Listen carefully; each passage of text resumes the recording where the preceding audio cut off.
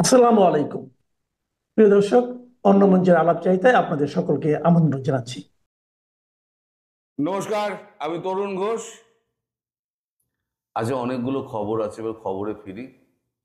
এতদিন ধরে আমি যে চেঁচিয়ে যাচ্ছিলাম যে চিকেন স্নেকে সৈন্য সমাবেশ হচ্ছে এবং নানান রকম বর্ডার গার্ড সমস্ত রেডি করা হচ্ছে, ওখানে রাফাল উঠছে, ড্রোন উঠছে, যে এতদিন আপনারা কানে নেননি।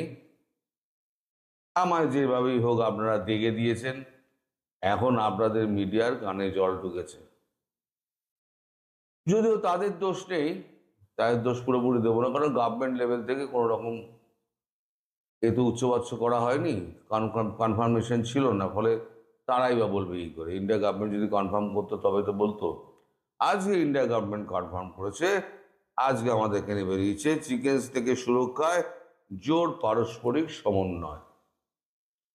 আনন্দবাজারে বেরিয়েছে, বাঁদিকে দেখুন, এই ডান দিকে আপনার চিকেন স্টেকের ছবি সহ কোন কোন জায়গায় এইগুলো সৈন্যগুলোকে ব্যাপকভাবে মোতায়েন করা হয়েছে এবং ড্রোন ফোন ওড়ানো হচ্ছে।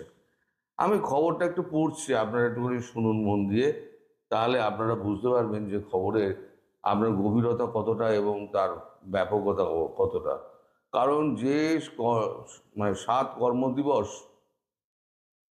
মানে করে দেওয়া হয়েছিল, তার সঙ্গে কিন্তু এই খবরের কিন্তু লিঙ্ক ওতপ্রোতভাবে জড়িত। আমি খবরটা আগে পড়ি। সাম্প্রতিক আবহে বাংলাদেশ সীমান্ত লাগোয়া চিকেন স্নেক এবং শিলিগুড়ি করিডোরকে সুরক্ষিত রাখতে জোর দেওয়া হলো বিভিন্ন বাহিনীর পারস্পরিক বোঝাপড়ায়।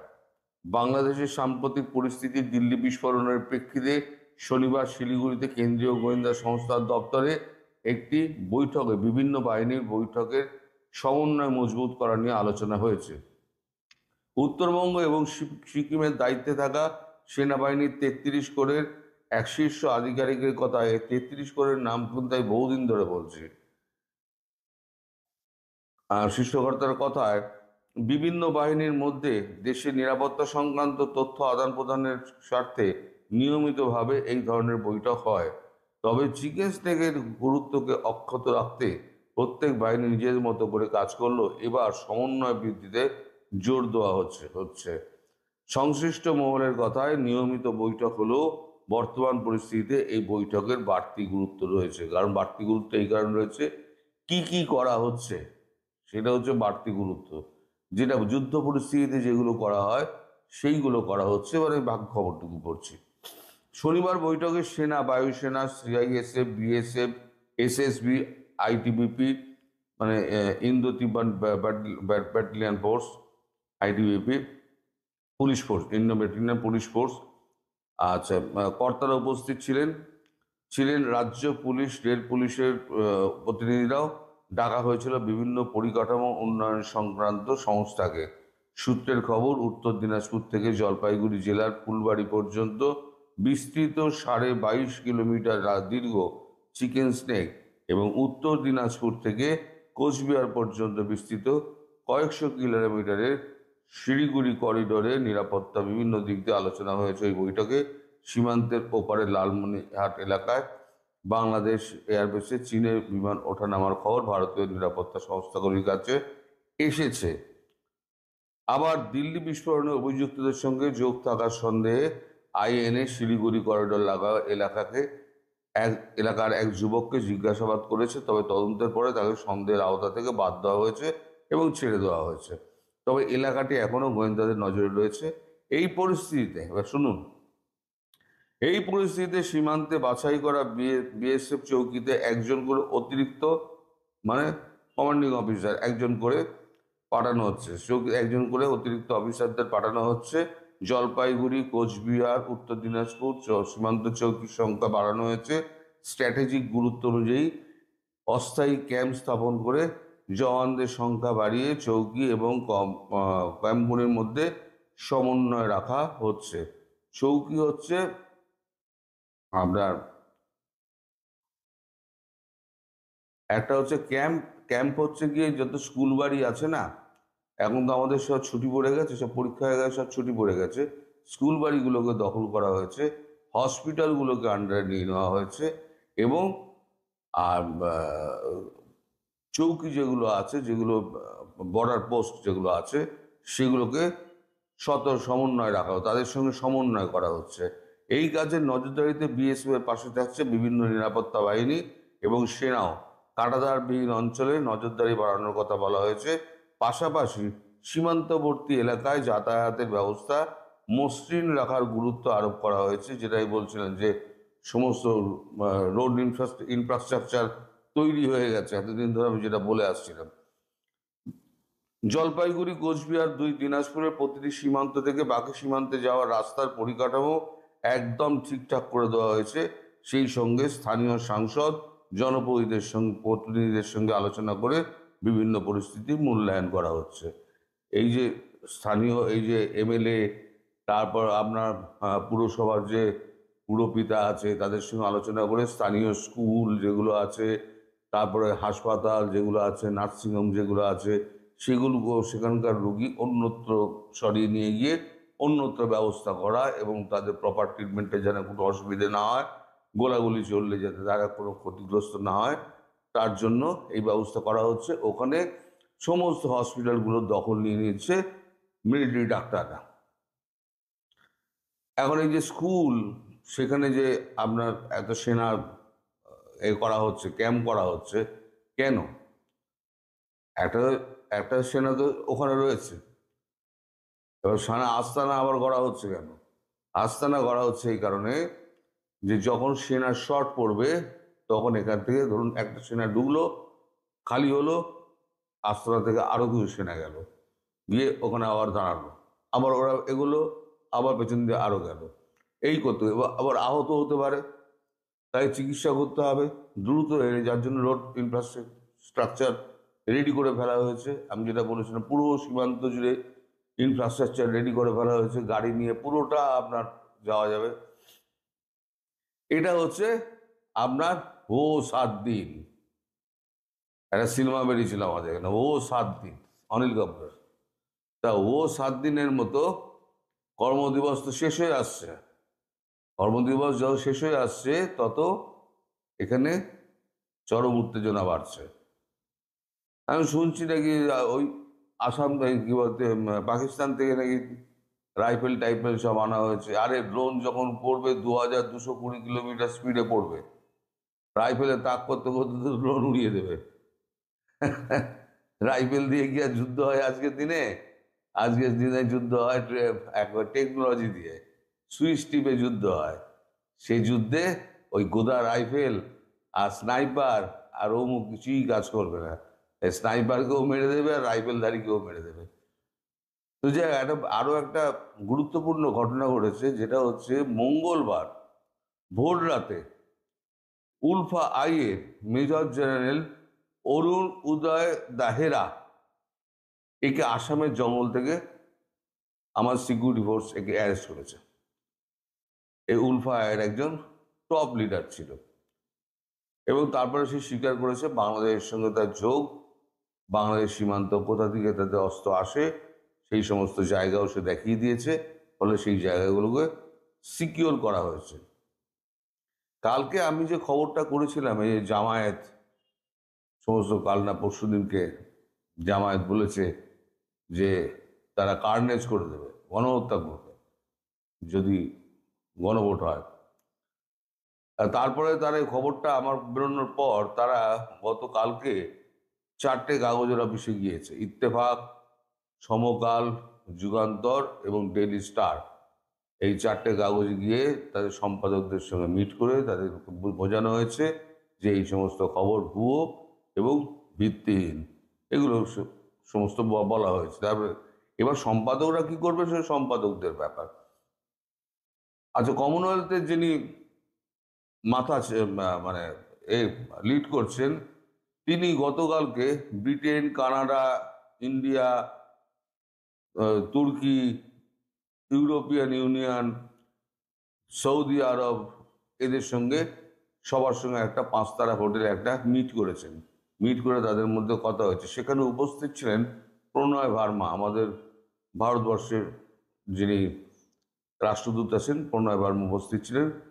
সব থেকে উল্লেখযোগ্যভাবে ট্রেসি জেকবসন, তিনি অনুপস্থিত দেশে থাকলেও তার হয়ে কেউ একজন ওখানে উপস্থিত বৈঠকে হয়, কিন্তু তিনি উপস্থিত হননি। ফলে এখানে একটা প্রশ্নচিহ্ন দেখা যাচ্ছে যে আমেরিকা হয়তো কোনো গ্রিন সিগন্যাল দিচ্ছে। আর এটা আরো পাকা হচ্ছে আগামীকাল পরশু পল কাপুর আমাদের দেশে আসছেন। আগে ঠিক ছিল পল কাপুর বাংলাদেশ হয়ে, ভারত হয়ে পাকিস্তান যাবেন। এখন শোনা যাচ্ছে আগে ভারতে আসবেন, তারপর বাংলাদেশ হয়ে, তারপর তিনি পাকিস্তান যাবেন, হয়ে তিনি বেরিয়ে যাবেন। ফলে তিনিও সামগ্রিক পরিস্থিতি একটু বোঝার চেষ্টা করবেন, এবং কমনওয়েলথের রয়েছে শীর্ষ কর্তা রয়েছে, তার সঙ্গেও তার একটা আলোচনা হবে। আজকে আমাদের ভুটানের প্রধানমন্ত্রী আজকে ফিরে যাচ্ছেন। আর দুটো মৌ স্বাক্ষর করার জন্য ভুটানের প্রধানমন্ত্রী বাংলাদেশ সফরে আসবেন, এটা তো মানা খুব মুশকিল দাদা। ভুটানের যে কোনো মন্ত্রী বা যে কোনো সচিব এসে ওই দুটো মৌ স্বাক্ষর করে দিয়ে চলে যেত। আসলে মৌ স্বাক্ষর যেটা হচ্ছে সেটা হচ্ছে সামনের দিকে একটা ফেস অফ দ্য ফ্যান। এখন পেছনে যে গল্পটা হচ্ছে সেটা হচ্ছে ভারতবর্ষের সতর্ক বাহিনী, কারণ সতর্ক বাণী, যেহেতু 7 কর্মদিবস শেষ হচ্ছে, এদিকে সেনাবাহিনী তোড়জোড় করছে, স্কুল ফাঁকা হচ্ছে, হসপিটাল ফাঁকা হচ্ছে, ক্যাম্প বাড়ানো হচ্ছে, প্রত্যেকটা ক্যাম্পে একটা করে মানে কমান্ডিং অফিসার, যাদের নেতৃত্বে আর কি থাকে, আর কমান্ডিং অফিসার যা বলবে কমান্ড তাই শুনবে। একদম কমান্ডিং অফিসারের নেতৃত্বেই কিন্তু সমস্ত কিছু হয়। এটা আপনাদের দেশের সেনাবাহিনীও এটা জানে। আপনাদের 26 অক্টোবরের ওই ল্যাজমোটা ছিল না, আসিফ মামুন, সজীব ভুঁইয়া, আমি বলেছিলাম তিনি দুবাই যাচ্ছেন। প্রকাশ পেয়েছে তিনি দুবাইতে দুটো মোবাইল শোরুম কিনেছেন, সম্ভবত 23 কোটি টাকা দিয়ে দুটো মোবাইল শোরুম কিনেছেন। ওখানে গিয়ে কাজকর্ম করে খাবেন টাবেন, এই সমস্ত বলা হচ্ছে। আর একটা জিনিস বলা হচ্ছে, আর একটা বড় ঢপবাজি করা হচ্ছে, মিথ্যে কথা বলা হচ্ছে আপনাদের। সেটা হচ্ছে হাসিনাকে প্রত্যার্পণ চেয়ে চিঠি দেওয়া হয়েছে ভারতবর্ষকে। ভারতবর্ষে কোনো চিঠি পিঠি দেওয়া হয়নি আজ পর্যন্ত। সকাল পর্যন্ত খবর নিয়ে বলছি, ভারতবর্ষ এমন কোনো চিঠি পায়নি। আর একটা জিনিস আপনারা খেয়াল করুন, যেদিকে এই চিঠি দেওয়ার কথা বলে, সেদিনকে ছিল কি, সরি, সেদিনকে ছিল কি শুক্রবার, আপনার ছুটির দিন। আবার ওই দিনকেই ভোরবেলা ভূমিকম্প হয়েছে। তাহলে ভূমিকম্পে যখন দেশ যখন একেবারে মানে বিপর্যস্ত, তখন দেশের সমস্ত সমস্যা ছেড়ে শেখ হাসিনাকে ফেরানোর এক্সট্রাডিশন চিঠি দেবে, আর সেই চিঠি বলবে বা ভারতবর্ষ বলবে আমি পাইনি। আগে তো প্রাপ্তি স্বীকার করেছিল, এখন তো প্রাপ্তি স্বীকার করবে তো, হ্যাঁ চিঠিটা পেয়েছি, চিঠির উত্তর দিল কি দিল না তো পরের কথা। যে এই যে ঢপবাজিগুলো আপনাদের সঙ্গে করা হচ্ছে না, এগুলো পুরো একদম মানে আপনাদের বোকা বানানোর খেলা চলছে। এই বোকা বানানোর খেলা থেকে আপনারা বেরিয়ে আসুন। এই সরকারের কিছু নেই, হাড় মাংস গলে গলে পড়ে যাচ্ছে। এখন চারদিক দিয়ে বলেছি না, চারদিক দিয়ে ইউনূস এখন ঘেরাটোপে পড়ে গেছে। কিন্তু কেল্লাদার যারা আছে না, তারা খিল বন্ধ করে দিয়ে, কেল্লা বন্ধ করে দিয়ে পালিয়ে গেছে, ইউনূস আটকে পড়েছে। বিএনপি যেতে দেবে না, জামাত যেতে দেবে না, এনসিপি যেতে দেবে না, আর বেরোতে পারলে আওয়ামী লীগ যদি ধরতে পারে তারা তো পিটিয়ে লাশ করে দেবে। ফলে এখন আপনাদের এই যে উপদেষ্টা প্রধান যিনি আছেন মোহাম্মদ ইউনূস, তিনি খুব বিকায়দায় পড়ে গেছেন। আর এখন কয়েকটা দিন হয়তো বাকি আছে, তারপর যে কোনো দিন আপনার টপাটপ টপাটপ টপাটপ করতে শুরু করবে। তখন দেখব যে ওই পাকিস্তান থেকে আসা রাইফেল দিয়ে কটা ড্রোন শিকার করতে পারেন আপনারা। পাখি শিকার করা যাবে, ড্রোন তো শিকার করা যাবে না। আর মিসাইল হলে সে তো আলাদা বন্দোবস্তই হয়ে যাবে। তো আমি একদিন ধরে যেটা চিল্লিয়ে যাচ্ছিলাম, এখন মোটামুটি একটা জায়গায় এসে দাঁড়িয়েছে। ফলে এবার আপনারা আশ্বস্ত হতে পারেন যে আমি পূর্বে যা বলেছিলাম, এখন যেগুলো ঘটছে সেগুলো আগে বলেছিলাম বলে আপনারা বিশ্বাস করতে পারেননি। এখন ঘটছে যেগুলো যেগুলো আপনার চোখের সামনে ঘটছে, সেগুলো এখন আপনাদের কাছে বিশ্বাসযোগ্য বলে মনে হচ্ছে। সবাই ভালো থাকবেন। যে আমরা বাংলাদেশ আর ভারত, এই দুটি দেশ কখনো কি শত্রু ছিল? এই দুটি দেশের মধ্যে কি কখনো যুদ্ধ হয়েছে? এই দুটি দেশ কি কখনো একটি দেশকে অন্য দেশ সাপ্রেস করার চেষ্টা করেছে? আমরা এই জিনিসটা যদি একটু দেখি, তাহলে আমরা বুঝবো ভারত বাংলাদেশ এই দুটি দেশের মধ্যে যে সম্পর্ক, এই সম্পর্ককে বিষাক্ত করে তোলার পিছনের কারণগুলো কি? এটা কি ভারতের দিক থেকে হচ্ছে নাকি বাংলাদেশের দিক থেকে হচ্ছে? এবং যদি বাংলাদেশের দিক থেকে হয়, কারা করছে? আর ভারতের দিক থেকে যদি হয়, তাহলে কারা করছে?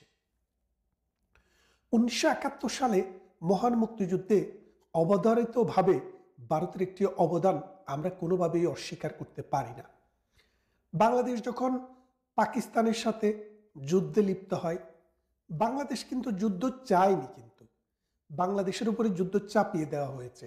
কারণ কি, আপনারা যারা ইতিহাসের ছাত্র, যাদের ইতিহাস সম্পর্কে ধারণা আছে, যারা পূর্বপুরুষের কাছ থেকেও ইতিহাস শুনেছেন অথবা যারা জীবন দিয়ে দেখেছেন, নিজের জীবনে অভিজ্ঞতা লব্ধ, তারা দেখেছেন যে 1970 সালে যে নির্বাচনটি হয়, সেই নির্বাচনে জাতির জনক বঙ্গবন্ধু শেখ মুজিবের দল নৌকা মার্কা নিয়ে দুইটি ভোটেই একক সংখ্যাগরিষ্ঠতা অর্জন করেছেন।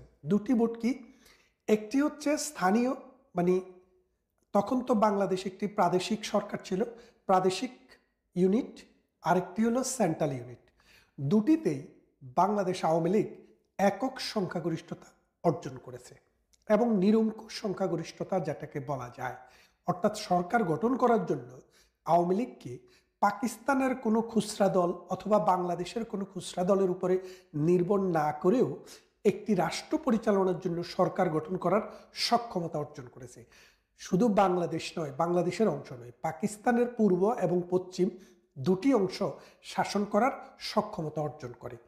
এই সক্ষমতা অর্জন করার পর পাকিস্তানি শাসক গোষ্ঠী, যারা আমাদেরকে তাদের উপনিবেশ হিসেবে দেখত, যারা কোনোদিনও আমাদেরকে তাদের অংশ হিসেবে মনে করতো না, যারা আমাদের বাসার উপরে অ্যাগ্রেশন এনেছে, যারা আমাদেরকে চাকরিতে সমতা দিত না, এখন বলছেন কোটা, তখন কিন্তু কোটা ছিল না, কিন্তু তারপরেও 80% চাকরি, সরকারি চাকরি পাকিস্তানিরা পেত। আপনি খেয়াল করে দেখেন, মোট জনগোষ্ঠীর 56% ছিল বাংলাদেশে বসবাসকারী, আর মাত্র 44% ছিল পাকিস্তানে বসবাসকারী। অথচ নিয়ম মোতাবেক আমাদের পাওয়ার কথা ছিল বেশি চাকরি, তাদের পাওয়ার কথা ছিল কম, কিন্তু আমরা পেতাম কম, তারা পেত বেশি। এই বৈষম্য, এই নির্যাতন, এবং আপনারা দেখেন 54 সালে বাংলাদেশে যুক্তফ্রন্ট নির্বাচনে জয়লাভ করে, কিন্তু আইয়ুবেরা সেটাকে অল্প কিছুদিনের মধ্যেই ডেমোলিশ করে দেয়। তার মানে বাঙালির ক্ষমতায় পেনিট্রেট করার কোনো সুযোগ ছিল না। তার বিরুদ্ধে 62-তে আন্দোলন হয়েছে, 66-তে 6 দফা আন্দোলন হয়েছে, 69-এ গণ অভ্যুত্থান হয়েছে, 70-এর নির্বাচনে ভূমিধস জয় লাভ করেছে। কিন্তু তারপরও পাকিস্তানি বাহিনী কিন্তু আমাদেরকে ক্ষমতায় বসাতে চায়নি। আর এই পেয়ারে পাকিস্তান আমাদেরই অংশ ছিল। 1947-এর আগে ভারত থেকে বেরিয়ে আসার জন্য যে আন্দোলন, যে সংগ্রাম, এটা কিন্তু এই পূর্ব পাকিস্তানের মুসলমানেরাই করেছিল, পশ্চিম পাকিস্তানের মুসলমানরা কিন্তু করেনি। অথচ দেশ যখন পাকিস্তান পেল, তখন এই পূর্ব পাকিস্তানের মানুষের উপরেই কিন্তু সামরিক জাতাকল চালানো হয়েছে। তারপর 1970-এর নির্বাচনে আমরা বিশাল জয়লাভ করেও যখন ক্ষমতায় যেতে পারছিলাম না, তখন আমাদেরকে সাপ্রেস করার জন্যই পাকিস্তান কিন্তু বাংলাদেশে এসে যুদ্ধ ঘোষণা করেছিল, বাংলাদেশে এসে যুদ্ধ শুরু করেছিল। তার মানে বাংলাদেশের মানুষ মজলুম ছিল। এই মজলুমের উপরে জালেমের যখন অত্যাচার হয়, তখন সত্যিকার মানুষের দায় হচ্ছে তার পাশে দাঁড়ানো। ভারত ঠিক তখনই এসে এই বাংলার নির্যাতিত, নিপীড়িত, অত্যাচারিত মানুষের পাশে এসে দাঁড়িয়েছে। আর আজকের বড় লম্বা লম্বা কথা বলা জামায়াতে ইসলামী, যারা আল্লাহর আইন চায়, সৎলোকের শাসন চায়, সেটা কায়েমের জন্য যারা মজলুমের পক্ষে, জালেমের বিপক্ষে দাঁড়ানোর কথা ছিল, তারা কিন্তু মুনাফিকের মতো সেদিন জালেমের পক্ষে গিয়ে দাঁড়িয়েছিল। 4 জন মন্ত্রী নিয়ে এই পূর্ব বাংলায়, যেটা এখনকার বাংলাদেশ, সেখানে নির্যাতনের এমন কোনো জাতাকল বাকি রাখে নিয়ে জামায়াতে ইসলামী বাংলাদেশকে, যার কারণে এই ভারতীয় বাহিনী এবং বাংলাদেশের যৌথ বাহিনীর কাছে 1971 সালে 16ই ডিসেম্বর নাকে খত দিয়ে পরাজয় বরণ করতে হয়েছিল। আপনারা যদি বাংলাদেশের মুক্তিযুদ্ধের সংজ্ঞা দেখেন, সেখানে লেখা আছে মুক্তিযুদ্ধ হচ্ছে যারা পাকিস্তান বাংলাদেশের যুদ্ধে জামাতে ইসলামী, পাকিস্তান সেনাবাহিনী, নেজামে ইসলামী, জামাতে ইসলামী, মুসলিম লীগ, আল বদর, রাজাকার, আল শামস এবং শান্তি বাহিনীর বিরুদ্ধে যারা যুদ্ধ করেছে তারা হলো মুক্তিযোদ্ধা। তাহলে বোঝেন, মুক্তিযুদ্ধ মানে হচ্ছে জামাতের বিরুদ্ধে যুদ্ধ করা, মুক্তিযুদ্ধ মানে হচ্ছে আল শামসের বিরুদ্ধে, রাজাকারের বিরুদ্ধে, মুসলিম লীগের বিরুদ্ধে যুদ্ধ করা মানুষরা, যারা যুদ্ধ করে তাদেরকে পরাজিত করেছিল। আর এই ভারত, এই যে মহাভারত, এই মহাভারত বাংলাদেশের পক্ষে বন্ধুর মতো এসে দাঁড়িয়েছিল। তারপর 1975 সালে যখন বঙ্গবন্ধুকে হত্যা করা হয়, এই ভারত কিন্তু তখনও বাংলাদেশে এসে কোনো ইনভেশনের চেষ্টা করেনি, কোনোভাবে বাংলাদেশকে অশান্তি দিয়েছে সেটা আমরা শুনিনি। তার মানেটা কি দাঁড়াচ্ছে? আপনারা যারা বলছেন যে মুজিব বাংলাদেশকে ইন্ডিয়ার হাতে তুলে দিয়েছে, সেটি যে মিথ্যা, আমরা 75 আমরা সেটি দেখেছি। 75-এর পর আবার আমরা কি দেখলাম? দেখেন, বাংলাদেশ এবং ভারতের যে এই দ্বিপাক্ষিক সম্পর্ক, বাংলাদেশের যুদ্ধের পর বঙ্গবন্ধু পাকিস্তান থেকে এসে প্রথমেই ইন্দিরা গান্ধীকে রিকোয়েস্ট করলেন তোমার সেনাবাহিনী নিয়ে যাও। ভারত কিন্তু তার সেনাবাহিনী নিয়ে গেছে। তারপরে ইন্দিরা মুজিব একটি চুক্তি হলো, এই দেশটি যেন টিকে যায়। ভারত পৃথিবীর নানা দেশকে উদ্বুদ্ধ করেছে বাংলাদেশকে যেন স্বীকৃতি দেয়। জাতিসংঘের স্বীকৃতি নিয়ে এসে বাংলাদেশ একটি পূর্ণাঙ্গ রাষ্ট্র হিসেবে দাঁড়িয়ে যায়। তারপর বাংলাদেশের 54টি নদী ভারতের অববাহিকায়, ভারত থেকে আসা। এই নদী না হলে বাংলাদেশের কৃষি বাঁচে না, এই নদী না হলে বাংলাদেশের মৎস্য থাকে না, এই নদী না হলে বাংলাদেশের যে সুজলা সুফলা ভূপ্রকৃতি সেটা বাঁচে না। সেই ভারত আমাদেরকে এই নদীর জল দিয়ে সহযোগিতা করছে। মাঝে মাঝে এর ব্যত্যয় হয়নি, আমি সেটা বলবো না, কিন্তু ভারত আমাদেরকে সবসময় এই সহযোগিতাটা দিয়ে এসছে। এই ভারতের সহযোগিতায় প্রতিদিনে বাংলাদেশ উন্নত হয়েছে, সমৃদ্ধ হয়েছে। কিন্তু বাংলাদেশে ওই পাকিস্তানের 70 ভাগ বীজ যে বাংলাদেশে ছিল, তারা কিন্তু সবসময় শোধ তোলে যে ভারত আমাদের সব নিয়ে গেল। কিন্তু ভারত কি নিল এই পর্যন্ত আমরা তার কোনো নমুনা পেলাম না। অথচ ভারত সবকিছু নেওয়ার পরও আমরা পাকিস্তানের চাইতে ভালো আছি। কিভাবে ভালো থাকি? কারণ মহাভারত আমাদের পাশে এমন একটি দেশ, যে দেশটি শুধু ছায়া দেয়, লাথি দেয় না। বাংলাদেশকে বিপদে আপদে যখন দরকার হয়েছে ভারত কিন্তু সহযোগিতা দিয়েছে। ইন্দিরা মুজিব চুক্তিটি এই মোদি এসে কার্যকর করে গিয়েছে। তাহলে আপনি দেখেন, বাংলাদেশের যে কোনো দুর্বিপাক, দৈব দুর্বিপাকে, বাংলাদেশ পার্বত্য চট্টগ্রামে অশান্তি ছিল, সেটার জন্য ভারত যথেষ্ট সহযোগিতা করেছে যেন একটি শান্তি চুক্তি হয়। বাংলাদেশে যখন নদীতে পানির সমস্যা হয়, ভারত তখন গঙ্গার পানি চুক্তি করে 30 বছরের জন্য বাংলাদেশকে পানির ব্যবস্থা করে দিয়েছে। আগামী বছর সেই পানির চুক্তিটি শেষ হয়ে যাচ্ছে। রাজনৈতিক সমঝোতা না হলে সেই চুক্তিটি আর নবায়ন হবে না। বাংলাদেশ কিন্তু বিশাল একটি থ্রেটের মুখে আছে। ভারত খুব স্লো অ্যান্ড স্টেডি ওয়েতে কাজ করে। ভারত দেন এন্ড দেয়ার কিছু করবে না। আগামী বছর যদি এই চুক্তিটি না হয়, তাহলে বাংলাদেশে মরুকরণ এবং খাদ্যের স্বয়ংসম্পূর্ণতা কোথায় গিয়ে দাঁড়ায় সেটা আপনারা দেখতে পাবেন। এই মৌলবাদী চক্র বাংলাদেশে যারা পাকিস্তানের যারা দালাল ছিল, কোলাবরেটর ছিল, এবং যারা চিন্তায় এবং চেতনায় মধ্যযুগীয়, যাদের মধ্যে ইসলাম ধর্মের ন্যূনতম রেশ নেই। আমরা 71-এ দেখেছি তারা আমাদের নারীদেরকে কিভাবে ধর্ষণ করেছে, কিভাবে অত্যাচার নির্যাতন এক মুসলমান আরেক মুসলমানের উপরে করেছে। ইন্ডিয়া তার 1000 ভাগের 1 ভাগও কোনোদিন আমাদেরকে দেখায় নাই। অথচ এই মৌলবী, এই মোল্লা, এই ধর্মান্ধ, এই সাম্প্রদায়িক শক্তি সব সময় ভারত বিরোধী একটা বীজ বপন করে। প্রধানমন্ত্রী শেখ হাসিনার যে ভুলটি সবচেয়ে বড় ছিল, বাংলাদেশে অলিতে গলিতে আনাসে কানাসে মাদ্রাসা দিয়ে প্রত্যেকটা মাদ্রাসা থেকে মৌলবাদী উৎপাদন করে তার নিজের কবর রচনা করেছেন। আমরা বুদ্ধিভিত্তিক চিন্তা চেতনার মানুষেরা বহুবার বলেছি এই মাদ্রাসাকে কন্ট্রোল করতে হবে। আপনারা মেজবা কামালের একটি বক্তৃতা দেখে থাকবেন, 10 বছর আগে তিনি বলেছেন যে ঢাকা বিশ্ববিদ্যালয় একটি উচ্চতর মাদ্রাসায় পরিণত হয়েছে, এটার পরিণতি খুব ভয়াবহ হবে।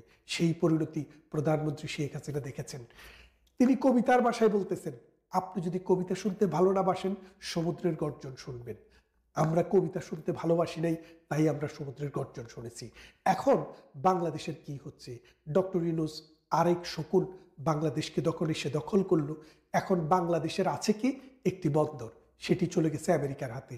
আরেকটি বন্দর করছে কারা? ডেনমার্ক। 40 বছরের জন্য লিজ দেওয়া হয়েছে। সেই বন্দরটি হলে আমাদের যে বন্দরটি আছে, এই বন্দরটি কানা হয়ে যাবে।